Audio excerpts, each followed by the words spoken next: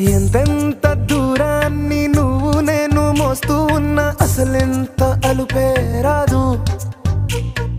ఎన్నెన్ని తీరాలు నీకు నాకు మధ్యన ఉన్నా కాస్తైనా అట్టే కాదు. నీతో ఉంటే తెలియదు సమయం, నువ్వు లేకుంటే ఎంత న్యాయం. గడియారంలో సెకనుల ముల్లే కంటకి కదిలిందే.